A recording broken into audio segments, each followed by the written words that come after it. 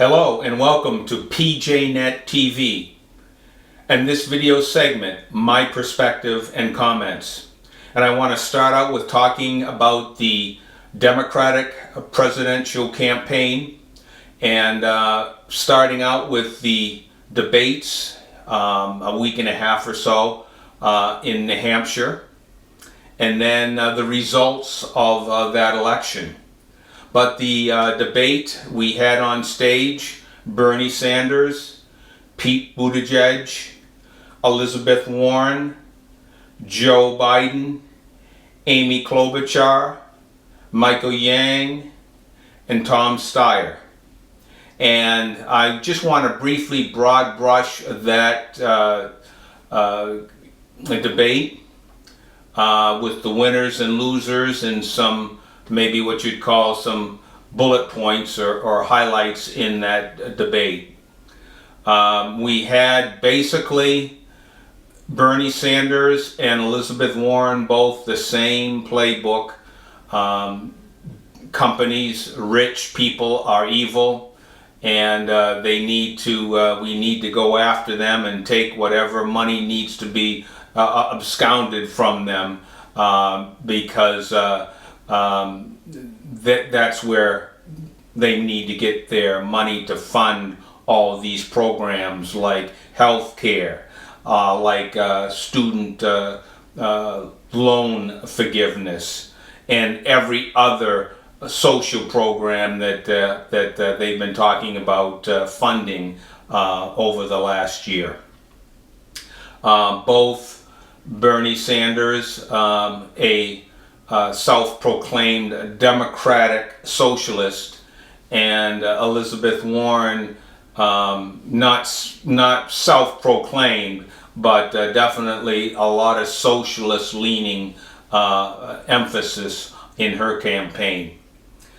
But I'd like to talk about some of the highlights who I believe were the winners and losers.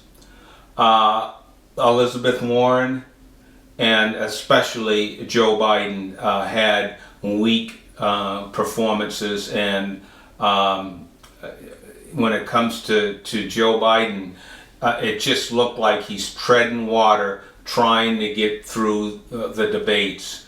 And folks, I have not seen a strong debate performance from beginning to end where you could walk away and say, yeah, Joe Biden hit the home run here, and he actually won the debate. Bernie Sanders, Pete Buttigieg held their own. And Pete Buttigieg still trying to, from his vantage point, trying to carve out the middle.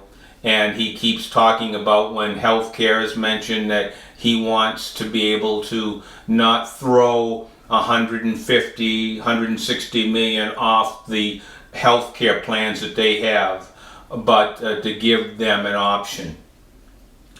I believe the clear-cut winner in that debate was Amy Klobuchar, and a very strategic focus on focusing in on the middle, taking that moderate wing. And I think that one of the most powerful, for me anyway, and it differentiated Amy from the group. And ABC was the network that was broadcasting, and George Stephanopoulos was one of the moderators there. And one of the questions that he asked was, and he asked this question for everyone, and he said, is there anyone on stage that's concerned with having a Democratic socialist at the top of the ticket? And every candidate on that stage never raised their hand but one, and that was Amy Klobuchar. Differentiated herself strongly and mightily from the left-wing crazies, the socialist wing, and those that would cozy up to that philosophy and that point of governing.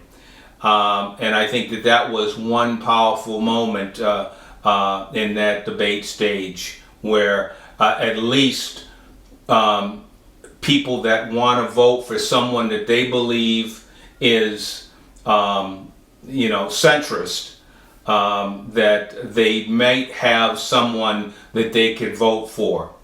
And so I believe that that was not the only. I mean, she was definitely, you could see where she was carving out and looking for voters that would inhabit the moderate wing.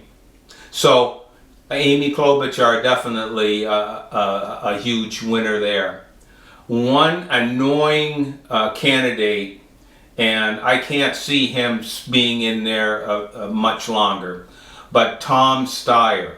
And he seemed to, Stephanopoulos and that moderators team seemed to give him the basically hands off, and he was coming in and bringing these broad brush, almost swaying the debate into him making these pronouncements, and it basically almost like he was taking over the debate.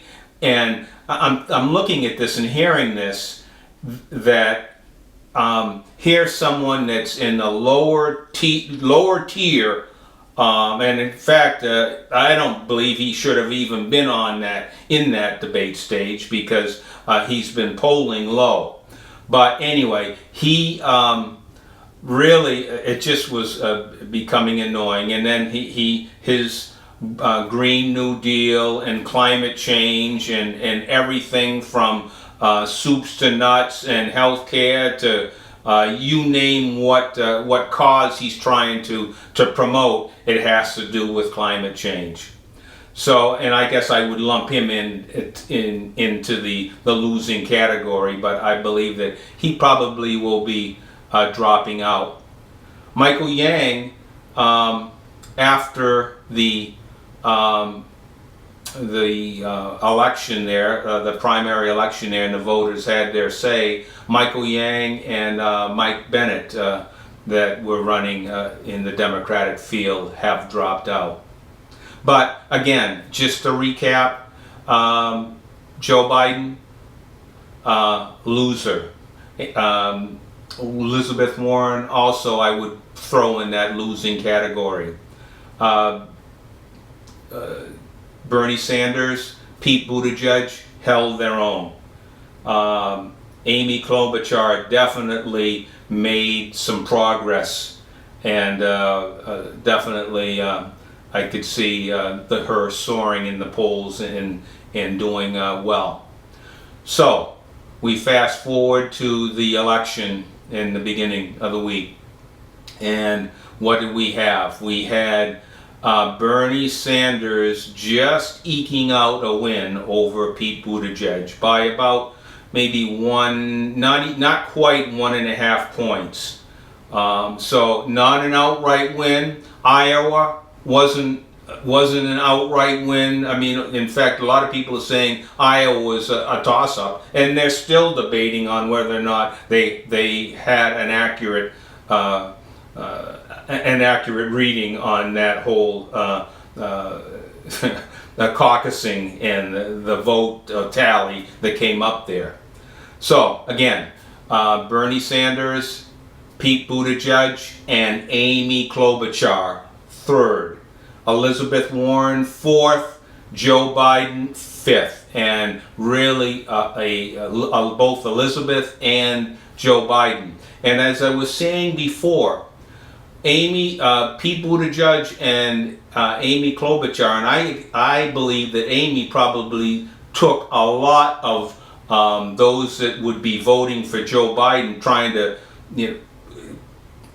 pick a candidate that was more in that moderate wing. They've people in those in the Democratic voters are maybe coalescing over that.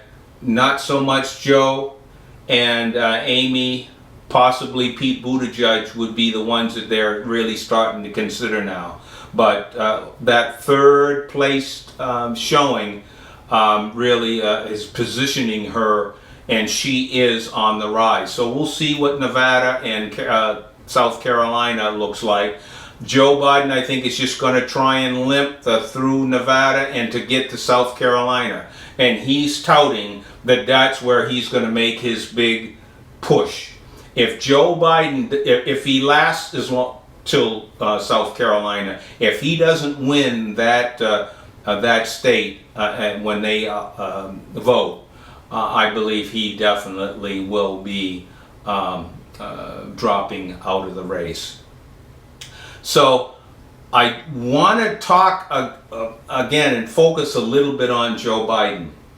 And one of the other areas that I want to point out is he had a bauble here after that vote in New Hampshire, where he had a young woman, 21-year-old, ask him a legitimate question on, the poor showing in Iowa and the weakness that appeared in New Hampshire, and how does he feel with those results.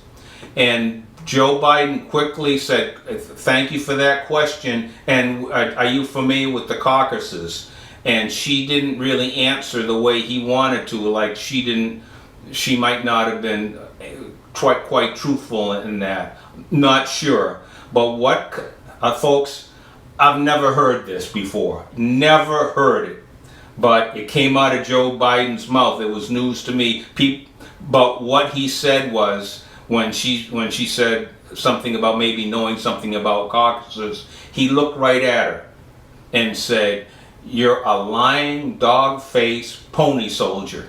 Now, folks, I've never heard that before, but it just, what's going on here? I mean, Joe is totally losing it. Here is a potential voter for him, and he's going after the voters now.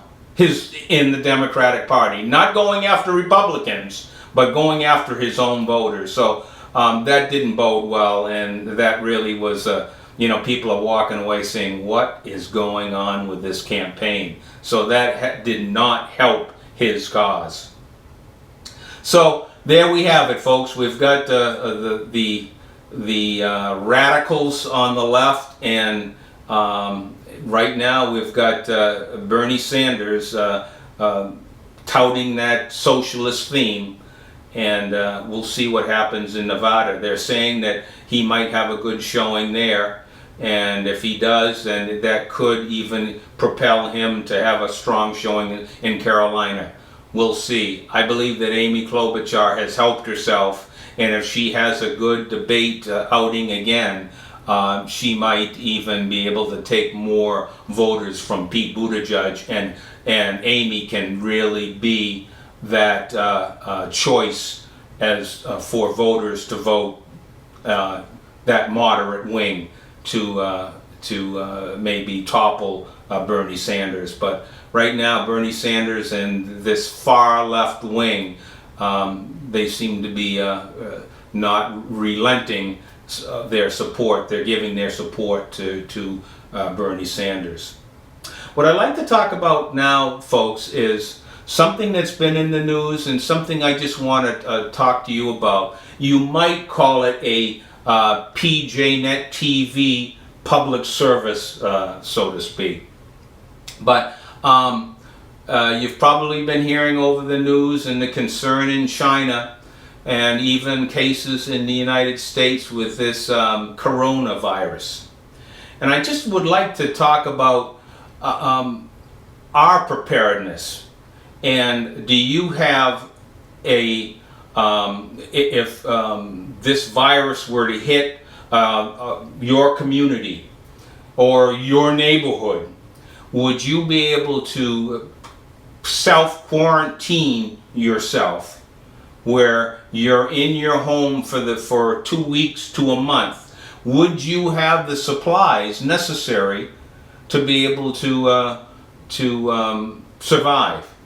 and maybe some things you would want to consider. Obviously food. And I would recommend, having a selection of canned vegetables that you can put aside. Obviously, when it comes to water, having enough water. Now, I'm not talking about, if there should be some concern with a virus or that comes in your area, that everybody runs to the store. We've seen that with tornadoes where you look at everybody going to the grocery store and the shelves are full. That's not the time to be doing that. In fact, when it comes to water, I mean, if you're looking to be prepared, all you need is containers. Now, I myself, I have a carbon-based filter that removes the chlorine and other contaminants. But I would recommend maybe investing and purchasing one of those so that you can have a better tasting and removal of the chlorine out of your water. But then it's only necessary if you know that you might have to stay in for 2 weeks to a month, that you're able to fill your own containers up of water. And so it wouldn't be necessary to lug the case after case of water and empty the store shelves when you have water right there in your own home. So also supplies like tape and plastic and cleaning supplies, a bleach-based would be preferable to be able to kill germs and really sanitize the area. Duct tape and plastic in case you would need to, maybe cordon off a portion of your room. But at this point, where we have, we're blessed to live in this country where we have the medical professionals that would be right there to assist you in, and when it comes to those type of emergencies. But I would just say that you want to be prepared and do things that would allow you to be able to not go into scramble mode, where should there be a time where you would have to where you'd have to hunker down for a couple of 3 weeks, that you're not going out amongst the thousands or millions to bring supplies in, but you've done some preparation. And that brings me to the point too, when it talks about preparing. And it brings a verse in Matthew chapter 25, and it's talking about, we're talking about, Jesus and relaying the story of the 10 virgins, and they're preparing with the oil, having the oil and keeping that lamp lit for the bridegroom to come. And when we talk about preparation, different than what we're talking about bringing food together and being prepared that way, but there is a preparation, brothers and sisters, for us to keep our eyes on Him. And we see things happening in the world right now, and we can step back and say, yeah, the Word tells us that we're going to be seeing some of these things, and are we ready? Are we ready for the King of Kings and Lord of Lords, for His return, for Christ's return? But here's these 10 virgins, and they were preparing. Well, you had the wise virgins and the foolish ones, and as the parable tells us that the bridegroom is coming, and the wise have their lamps ready, they're lit, but the foolish say, "Oh, our lamps are out. Can we borrow and take some of your oil?" and the wise say, well, you know, we don't have enough. We want to have enough for when the bridegroom, and as we go out to meet him, go and buy some. Well, they go off, and the foolish virgins go off. They buy the oil, but the bridegroom has come and taken those wise virgins that were ready, and they had left. And the foolish ones come and say, oh, open the door, let us in. But they missed out.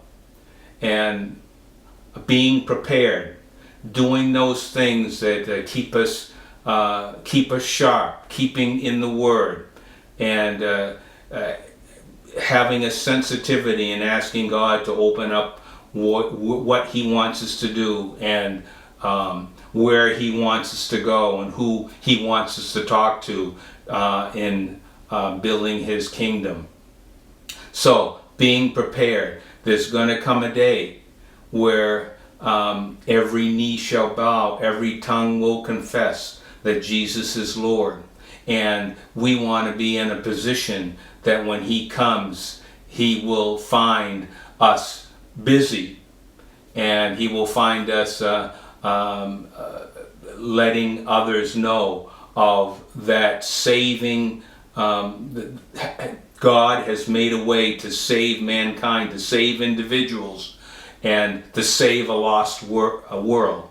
But our Lord wants us to be ready, prepared, keeping our eyes and open for His return, and being busy upon His return. And that's my perspective and comment.